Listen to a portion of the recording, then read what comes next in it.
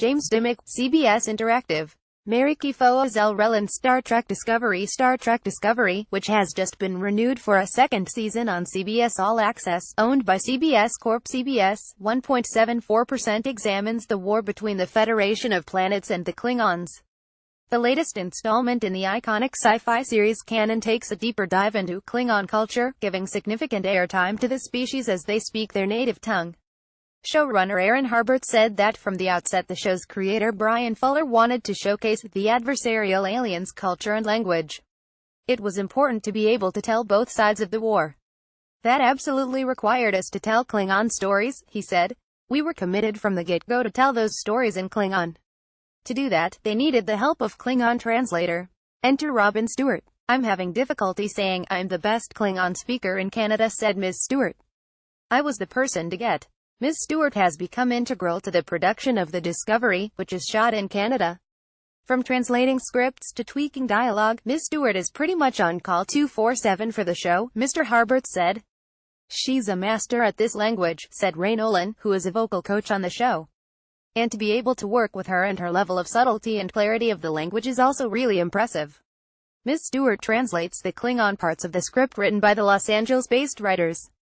While the scripts go through the usual back and forth from production to studio to network and back again, Ms. Stewart is involved at every stage.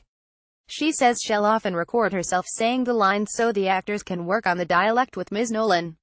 Then there's post-production, where lines are often cut or scenes are tweaked. Because the Klingon syntax follows the order of time, place, object for subject, changes in dialogue can change the entire meaning of a scene.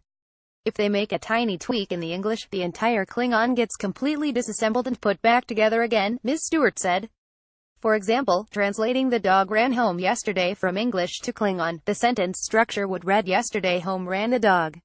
Mark Ralston FBGT images William Shatner and Elizabeth Shatner with Klingons at the Hollywood premiere of CBS's Star Trek Discovery. Mark Ralston FBGT images still. Ms. Stewart has been enjoying her experience working on the show, her first time as a translator. One of the reasons she wanted to do Discovery, which is set about 10 years before the original series, was to spark interest in the language and get more people learning Klingon. That's already had an effect. Since the show's debut on September 24, the Learn Klingon Facebook group, of which Ms. Stewart is a moderator, has added about 70 new members. Most people who speak Klingon in the world know me, she said. The support I've got, people are just so thrilled to have a real Klingon on television. It's like they don't want this to fail. It's not just learned speakers of the language who have taken the show to heart. Mary Chieffo, who plays Klingon officer El-Rel, said the lyrical text has put to great use her training at Juilliard. At 6 feet tall, Ms. Chieffo said she'd grown used to being cast as male characters, especially in Shakespearean roles such as Macbeth and King Lear.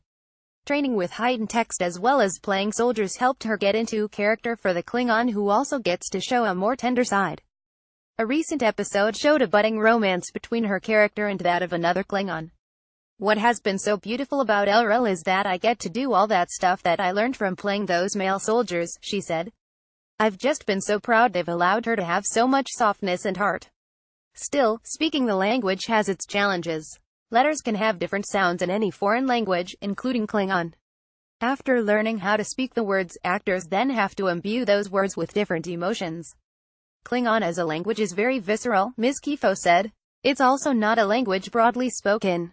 Mr. Harbert said having a show like HBO's Game of Thrones, which includes many recently made-up languages like Dothraki and Valyrian, gave the show a bit of cushion to introduce more Klingon.